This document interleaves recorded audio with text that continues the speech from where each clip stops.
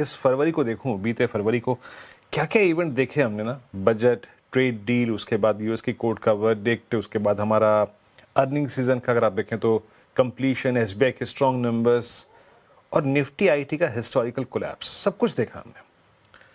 और Nifty bank की out performance वो भी देखी हमने, उसको भी सलाम है। लेकिन क्या लगता है, प्लेसमेंट ऑफ मार्केट, फर्स्ट चीज़ ये है कि प्लेसमेंट ऑफ मार्केट कैसी है, अभी कितना डाउन साइड आप और देख रहे हैं ऐसे सूरत हाल में जब आईटी अब तक सेटल नहीं हुआ है? हर्षा जी।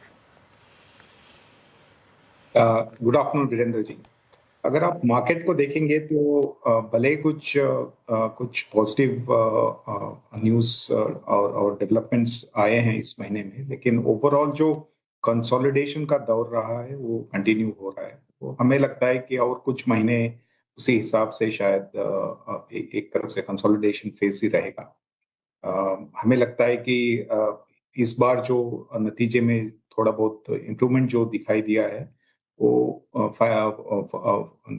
फोर्थ क्वार्टर में भी दिखना चाहिए, और शायद वहां पे थोड़े अच्छे तरीके से कॉन्फिडेंस भी शायद बिल्ड होगा, यही उम्मीद है।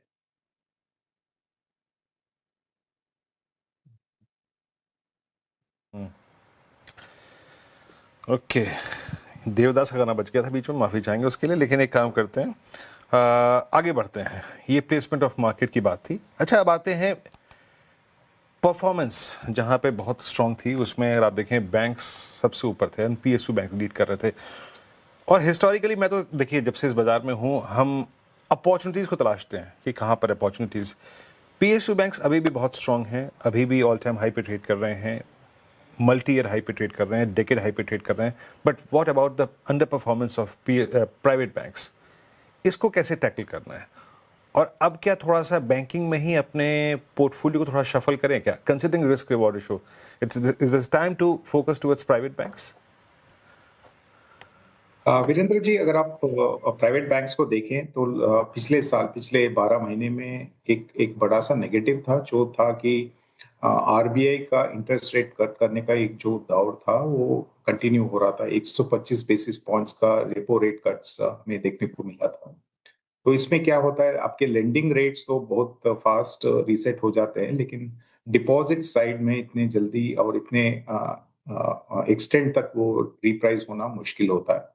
तो इसी कारण से प्राइवेट बैंक्स में जो नेट इंटरेस्ट मार्जिन्स का जो कंप्रेशन हुआ था वो इसी कारण से हुआ था, और उसी के वजह से मोस्ट ऑफ द जो प्राइवेट बैंक्स थे वो इतने अच्छे नहीं किए। भले वो आउट परफॉर्म किए, लेकिन पब्लिक सेक्टर बैंक्स के जितना बेहतर नहीं किए।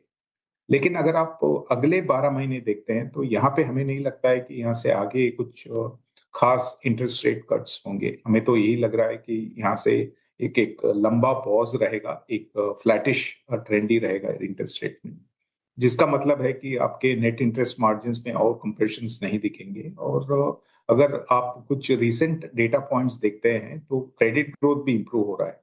तो ये सिचुएशन अभी वैसा है जहाँ पे आपके क्रेडिट ग्रोथ बढ़ते जा रहा है और थोड़ा इंप्रूवमेंट कंटिन्यू भी होना चाहिए, और मार्जिन्स पे कुछ खास नेगेटिव इम्पैक्ट नहीं रहेगा।